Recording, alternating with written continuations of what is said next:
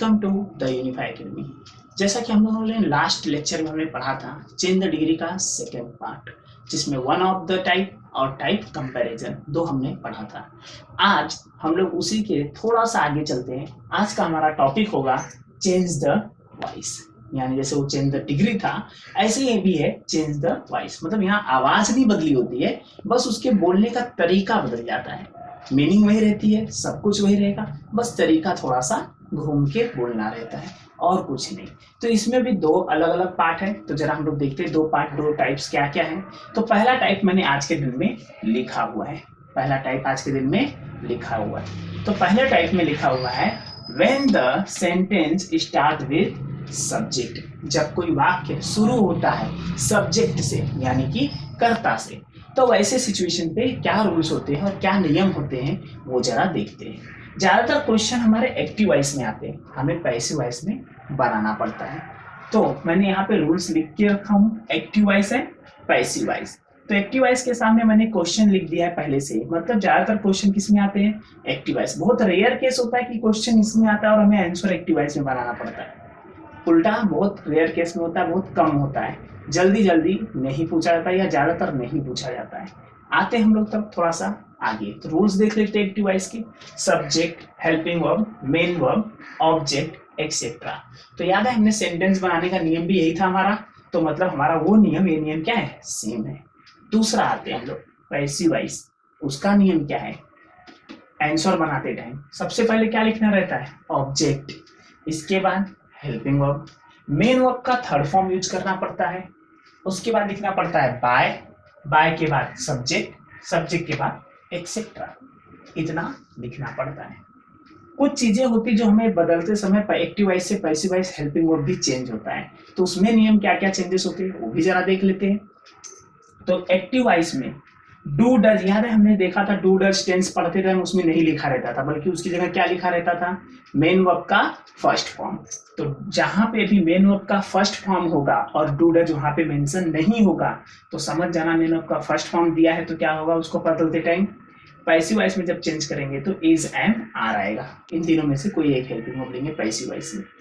जब अगर कहीं हमें सेकेंड फॉर्म दिखा मेन वर्ब का और वहां कोई हेल्पिंग वर्ब नहीं है तो समझ जाओ क्या होगा, डिड होगा हेल्पिंग वर्ब जो लिखा नहीं गया है, तो उसको जब बदली करेंगे तो पैसिव वॉइस में वाज या वेयर हो जाएगा। अगर क्वेश्चन में is am are was were किसको इस पांच में से कोई भी एक हेल्पिंग वर्ब दिया हुआ है पहले से, तो उस हेल्पिंग वर्ब के साथ क्या जोड़ देना है, बीइंग। जैसे कि इज दिया है तो इज बीइंग, एम दिया है एम बीइंग। नीचे सेम ऐसे ही है, अगर हैज हैव हैड इसमें से कुछ दिया है तो वहां पे भी हमें ऐसी फॉलो करना है कि हैज दिया है तो हैज बीन, हैव दिया है तो हैव बीन, हैड दिया है तो हैड बीन। लास्ट वाले में आते हैं यहाँ पे, तो हमारा हेल्पिंग वर्ब पता होगा, पहले से हमने लिख के रखा था, लास्ट टाइम हमने सेंटेंस मेथड में हमने सीखा था। तो अगर विल दिया है तो एक्टिव वॉइस में, तो पैसिव वॉइस में क्या हो जाएगा, विल बी। वुड दिया है वुड बी, सेल दिया है सेल बी, कैन दिया है कैन बी।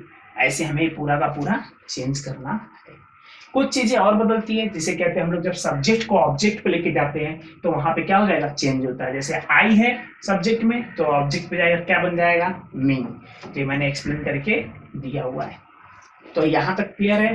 तो चलो मैं एक बार सबको जरा रूल्स एक बार थोड़ा जूम करके दिखा देता हूँ ताकि आप लोग को भी समझ में आ जाए कैसे कैसे है, ठीक है। तो यहाँ देख सकते हो कि जूम करके जब देख रहे हैं हम लोग तो रूल्स ध्यान से देख लेते हैं एक बार।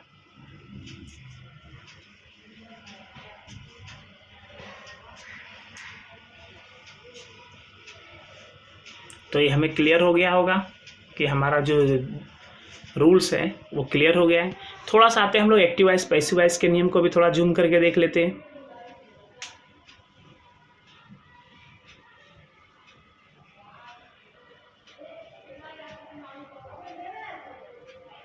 तो ये हमारा हेल्पिंग वर्ब वाला मेथड हो गया जो हमने ध्यान से देखा है। अब आते हैं हम लोग जरा सब्जेक्ट पे। तो सब्जेक्ट भी देख सकते हैं ध्यान से, सब्जेक्ट में भी हमें हर एक चीज़ एक्सप्लेन करके दिया गया है।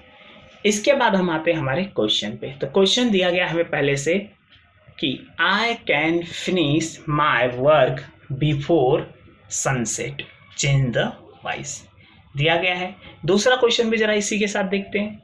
दूसरा क्वेश्चन दिया गया है Vijay is changing the book with his friend, change the voice. हमारा टाइप फर्स्ट है। टाइप फर्स्ट मतलब क्या होता है? Subject form. अगर जब कभी कोई चीज़ हमें सब्जेक्ट में क्लियरली मेंशन करके दिया गया है तो उसी चीज़ को हम पढ़ेंगे। तो आते हैं कैसे इसका यूज करना है वो हम देखेंगे। तो हमने अभी जूम वीडियो में हमने पूरा का पूरा इसको देखा था जूम करके कि क्या रूल्स है, क्या नियम है। ठीक है, अब ये पूरे का इतने बड़े नियम कानून का कैसे फॉलो करना है ये हम लोग इसमें सीखेंगे। चलो देखते हैं। सबसे पहले क्या हमें नजर आ रहा है क्वेश्चन में? आई। तो आई क्या होगा? हमें एक्टिव वॉइस में दिया गया है, पहले सब्जेक्ट होगा। तो आई चेक करो, सब्जेक्ट में है? यस है। तो मतलब क्या होगा ये? सब्जेक्ट। दूसरा क्या दिया है? कैन। इसको क्या बोला यहाँ पे? Helping verb. तो चेक करते हैं हेल्पिंग वर्ब में कैन है? यस है। ये क्या है? Helping verb. फिनिश मतलब क्या होता है? खत्म करना ना, पूरी तरह से काम जो भी हो खत्म करना। लास्ट में क्या रहा है? ना हुआ तो क्या होगा ये? Main verb. क्या खत्म कर रहे हैं? अगर हम लोग बात करते हैं खत्म करने की तो क्या खत्म कर रहे हैं? इस समय हम लोग क्या खत्म कर रहे हैं? हमारा काम। तो ये क्या होगा? ऑब्जेक्ट।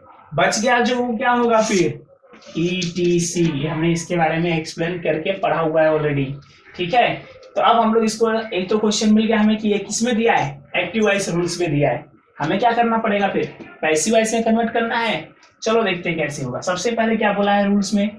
ऑब्जेक्ट। तो यहाँ ऑब्जेक्ट दिया है तो यहाँ पे हम कैपिटल हो जाएगा क्योंकि यहाँ से फर्स्ट लेटर कैपिटल होता है हमेशा, याद रखना। तो हमारा वर्क हो गया। आगे दिया है हेल्पिंग वर्ब। हेल्पिंग वर्ब क्या यहाँ पे? कैन।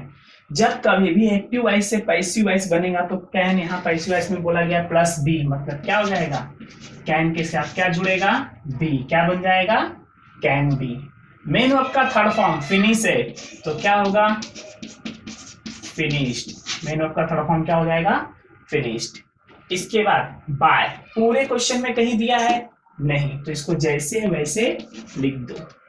ठीक है, इसके बाद क्या दिया है? सब्जेक्ट। सब्जेक्ट क्या है? आई। तो आई जब ऑब्जेक्ट पे जाएगा तो क्या होगा? मी।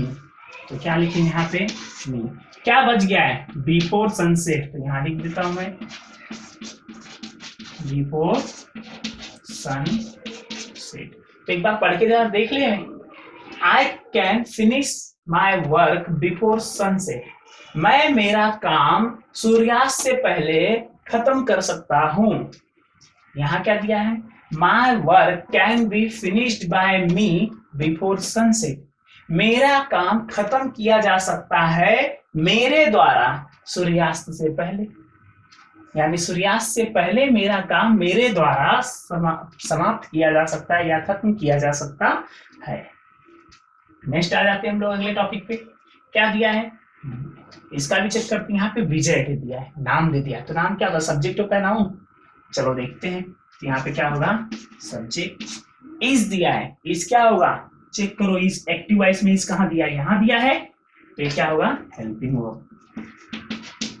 आगे दिया है चेंजिंग। चेंज मतलब क्या होता है? बदलना। तो मतलब हेल्प में क्या हो गया? Main verb. आगे क्या है? क्या बदली कर रहे हैं? The book. ये ऑब्जेक्ट। तो बच गया जो क्या होगा? ETC। क्लियर? अब ये ETC हो गया है तो फिर से हमें ये रूल्स एक्टिव वॉइस में फिट बैठा। अब हमें क्या बनाना पड़ेगा? Passive voice. तो पैसिव वॉइस में क्या दिया है? सबसे पहले क्या लिखना है हमें? ऑब्जेक्ट। तो ऑब्जेक्ट क्या है? The book. तो कैपिटल लिखेंगे द बुक। इज दिया है तो एक्टिव वॉइस में इज, हेल्पिंग वर्ब में इज है क्या? हाँ, तो क्या जुड़ेगा? बीइंग। तो क्या लिखेंगे? Is being. इसके बाद मेन वर्ब का थर्ड फॉर्म, चेंज का थर्ड फॉर्म क्या होता है? चेंज्ड।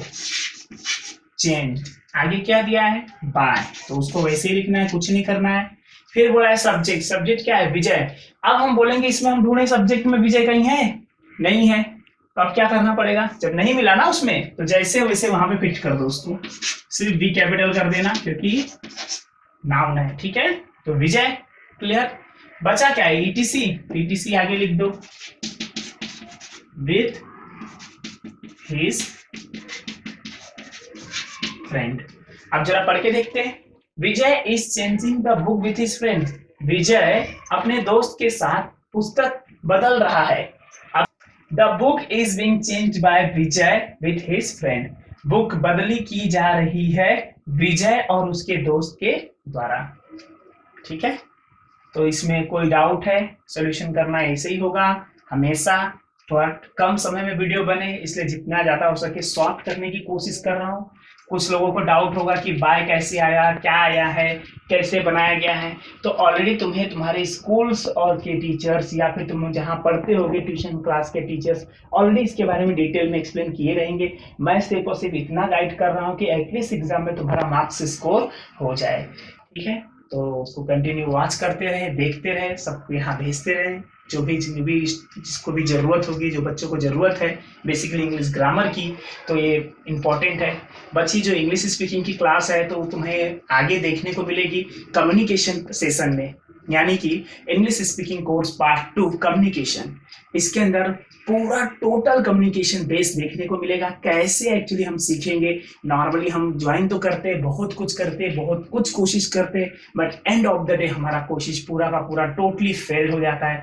तो उसके लिए क्या करना चाहिए, ऐसे कौन से तरीके हैं, ऐसे कौन सा मेथड है तो जो हमें सीखने को मिलेगा। ये हमें काफ़ी टाइम है भी उसमें, तो वो वीडियो जब भी अपलोड किए जाएंगे तो आप लोग को उससे पहले ये सब चीज़ें पता होनी चाहिए। और उस समय हम लोग फटाफट यानी मैक्सिमम ज़्यादा 20 से 25 दिन में वो कवर हो सकता है, बट नॉट कंपलसरी कि 20 से 25 दिन में ही हो। ठीक है, तो हम लोग उसको आगे डिटेल में समझेंगे।